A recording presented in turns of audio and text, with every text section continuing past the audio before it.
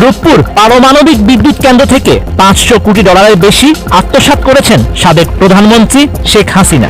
সম্প্রতি global defence Corp প্রকাশিত এক প্রতিবেদনে এমন তথ্য জানানো হয়েছে।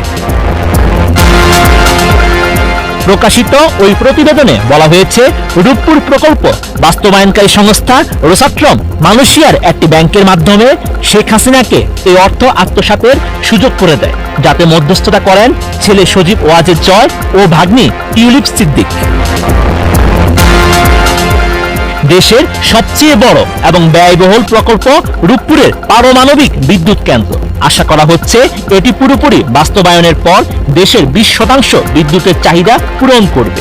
সম্প্রতি এ বিষয়ে একটি প্রতিবেদন প্রকাশ করেছে গ্লোবাল ডিফেন্স কর্প।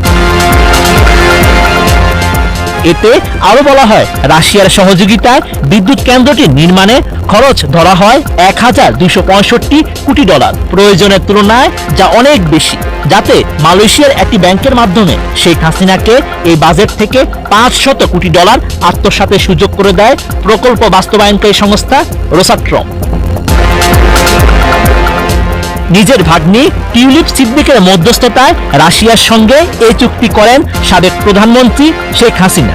আর এই মধ্যস্থতার বিনিময়ে পাচার করা অর্থের 30% পেয়েছেন টিউলিপ, শেখ রেহানা ও পরিবারের কয়েকজন সদস্য।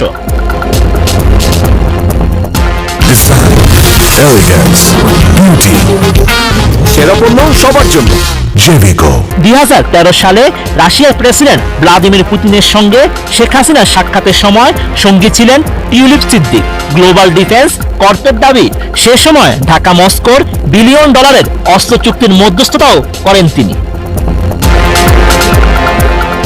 2009 সালে প্রচ্ছায়া লিমিটেড নামে একটি ভুয়া কোম্পানি চালু করেন টিউলিপ সিদ্দিক। তার মা শেখ রেহানা ও চাচা সাবেক প্রধানমন্ত্রীর প্রতিরক্ষা উপদেষ্টা তারিক আহমেদ সিদ্দিক। যুক্তরাষ্ট্রে জুমানা ইনভেস্টমেন্ট নামেও একটি কোম্পানি রয়েছে তাদের। গ্লোবাল ডিফেন্স কর্প বলছে, এই কোম্পানির মাধ্যমেই বিভিন্ন দেশের অফশোর অ্যাকাউন্টে অর্থ পাচার করতেন শেখ হাসিনা। তাদের এই কোম্পানিটি ডেস্টিনি গ্রুপ নামে একটি চিটিং ফান্ড কোম্পানির সঙ্গে যুক্ত হয়ে যুক্তরাজ্য সহ বিভিন্ন দেশে প্রায় 900 মিলিয়ন ডলার পাচার করেছে। এদিকে গ্লোবাল ডিফেন্স কর্প নামে পোর্টালটি 2018 সালে চালু হয়। বিভিন্ন দেশের সামরিক ও প্রতিরক্ষা খাতে দুর্নীতির অনুসন্ধান করে থাকে তারা।